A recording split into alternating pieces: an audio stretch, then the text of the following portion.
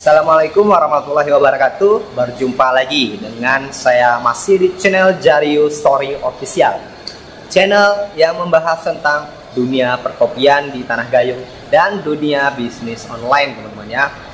Jadi sebelum kita masuk pembahasan, teman-teman, ada baiknya teman-teman silakan tekan tombol subscribe terlebih dahulu dan tekan tombol like, dan silakan boleh berkomentar di kolom komentar ya. Kita sediakan teman-teman, kita saling sharing. Nah, pada kesempatan kali ini saya sedikit membahas tentang TikTok Shop ya, yang mana memang pemerintah secara resmi telah melarang TikTok Shop untuk berjualan ya di Indonesia.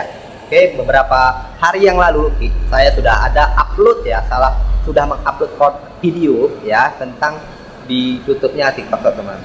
Nah, ditutupnya TikTok Shop ya banyak berdampak bagi para penjual online ya, penjual online shop tentunya teman-teman ya, termasuk saya sendiri juga termasuk salah satu penjual yang ada di TikTok Shop ya. Ini adalah pendapat pribadi saya, teman-teman, pendapat pribadi saya. Nah, jadi TikTok Shop sudah secara resmi ditutup oleh pemerintah ya. Entah bagaimana lanjutannya. Kalau untuk sekarang memang masih ada ya di video TikTok ya, masih banyak yang live menjual produk dan masih bisa kita berbelanja di TikTok Shop. Entah berapa lama waktu pemerintah memberi waktu ya bagi TikTok Shop ya, dan kita belum tahu apakah benar-benar TikTok Shop itu tutup ya. Jadi pendapat saya, teman-teman ya, kalau di saya sebenarnya TikTok Shop itu tidak perlu ditutup, teman-teman ya, nggak perlu ditutup. Jadi yang perlu dibenahi adalah regulasinya, teman-teman. Regulasi, aturan, dan pengawasannya. Memang ya TikTok Shop itu tergabung bersama TikTok, platform media sosial. Jadi itu ada dua media ya. Yang pertama ada TikTok, itu adalah media sosial, dan kemudian TikTok Shop itu adalah e-commerce. Jadi TikTok itu menggabungkan antara dua platform menjadi satu, yaitu TikTok Shop dan TikTok. Artinya apa yang sering disebut dengan nama social e-commerce, teman-teman ya. Jadi kalau dari pemerintah memang itu tidak boleh ya. Nah, kalau defininya saya setuju ya. Tapi harapan saya, teman-teman, harapan saya TikTok Shop harusnya tetap ada di Indonesia ya. Walaupun TikTok harus mematuhi regulasi yang ada di Indonesia. Artinya apa? Ya, saya setuju sih ide TikTok sama TikTok Shop itu dipisah, teman-teman ya. Dipisah artinya apa? Jadi TikTok beda, TikTok Shop juga beda. Jadi orang berbelanja ke TikTok Shop itu harus melalui aplikasi yang lain, yaitu TikTok Shop misalkan ya. Jadi TikTok Shop akan sama dengan marketplace yang lain ya, seperti Shopee, Tokopedia, Lazada, dan lain-lain. Urusan ada pelanggaran, ada produk Cina dijual di dalam platform, nantinya itu ada pengawasannya sendiri, ada regulasinya sendiri yang mempunyai kepentingan dalam pengawasan, teman-teman ya. Kalau sekarang memang TikTok Shop itu kan adanya di TikTok ya, maksudnya masih satu izin, jadi pengawasannya masih di Kominfo. Jadi pemerintah belum bisa pengawasannya secara optimal, teman-teman ya. Dan kemudian memang ya ada ketakutan tersendiri memang bagi para UMKM di Indonesia seluruhnya, khususnya penjual offline, teman-teman ya. Bahkan memang penjual online sebenarnya kedepannya juga akan berdampak sih sedikit. Karena apa? Karena TikTok punya Project S ya, yang sedang hangat diperbincangkan di berbagai negara, teman-teman. Di Inggris, di Amerika, dan di India, dan di beberapa negara Uni Eropa, teman-teman ya. Jadi Project S itu bagaimana sih, teman-teman? Kenapa begitu berbahayanya bagi para UMKM Indonesia, bagi perekonomian Indonesia ya? Jadi TikTok itu kan punya Chinese ya, teman-teman, punya Chinese. Jadi teman-teman, Project S itu tujuannya itu istilahnya copy paste, teman-teman ya. Jadi TikTok itu nanti bisa saja menjual produknya sendiri, teman-teman ya. Mereka memanfaatkan database yang ada di TikTok. Dia memanfaatkan database yang ada di TikTok, transaksi penjualan yang ada di Indonesia ya, ataupun barang apa, produk apa yang banyak dibeli oleh orang Indonesia, yang banyak dicari oleh para konsumen di Indonesia, teman-teman. Nah, itu nantinya Chinese dengan Project S-nya itu TikTok ya, dengan Project S-nya itu bisa ya mengcopy paste ataupun memproduksi barang yang serupa, yang sama yang diproduksi oleh seller UMKM di Indonesia, ya. Dan mereka nantinya akan menjual dengan harga yang sangat murah dengan bantuan subsidi oleh pemerintah China ya teman-teman ya. Nah itulah bahayanya teman-teman. Apa dampaknya?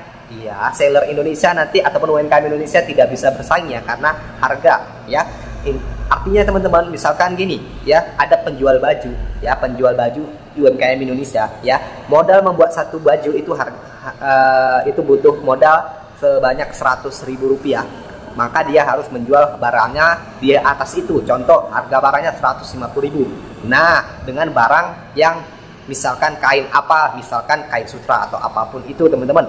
Nah nantinya TikTok dari China bisa memproduksi barang dengan bahan yang sama, produk yang serupa di bawah harga 100.000, contoh 50.000. Nah kenapa bisa semurah itu? Karena ada subsidi dari pemerintah mereka ya.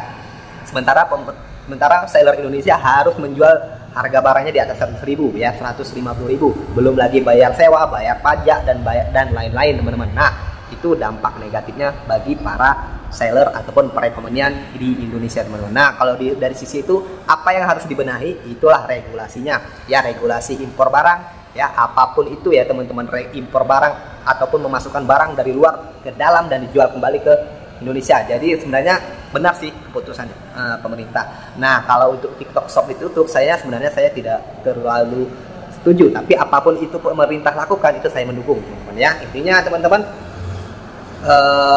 regulasinya sih yang harus dibenahi ya, perketat ya barang masuk dari luar ya, ataupun regulasi misalkan barang dari luar harus barang yang harganya di atas sekian, misalkan di atas 1 jutaan ke atas teman-teman, menengah ke atas teman-teman ya. Jadi apa fungsinya nanti ya para UMKM Indonesia tidak kalah bersaing teman-teman ya. Jadi kita tetap bisa menjadi apa ya, negara kita perekonomiannya tetap terjaga teman-teman ya. Jadi itu dia teman-teman pendapat dari saya sedikit ya teman-teman ya. Dan kemudian kalau pemisahan itu saya setuju sih, pemisahan antara TikTok dengan TikTok Shop ya. Kenapa? Karena memang apa ya, itu kalau di TikTok itu kita memanfaatkan personal branding. Ketika kita sudah misalkan video kita FYP ataupun kita sudah menjadi influencer, apapun kita jual itu laku teman-teman ya. Apapun yang kita jual, barang apapun yang kita jual itu laku, tidak bisa dimikiri. Nah itu yang terjadi sekarang teman-teman. Itu seperti apa ya teman-teman ya. Jadi saya setuju sih TikTok Shop pisah. Jadi TikTok Shop itu akan menjadi marketplace yang murni, yang seperti dengan marketplace lainnya teman-teman. Jadi nah yang menjadi pertanyaan, ketika TikTok Shop itu terpisah dari TikTok ya, menjadi sendiri, itu apakah kalau kita itu ulang dari nol atau melanjutkan? Artinya apa? Karena kalau di dalam dunia penjual online shop itu ada namanya performa toko, rating toko teman-teman. Nah begitu nah ketika TikTok Shop itu berdiri sendiri, apakah itu ulang dari nol atau berlanjut teman-teman? Kalau saya harap sih berlanjut sih performa tokonya ya. Yang tidak bisa yang dikaitkan saja dengan TikTok. Oke teman-teman ya. Jadi mungkin ini sedikit pendapat saya teman-teman ya. Jadi teman-teman boleh berkomentar di kolom komentar, mungkin ada masukan, kita saling sharing ya. Jadi saya pamit ya. Assalamualaikum warahmatullahi wabarakatuh.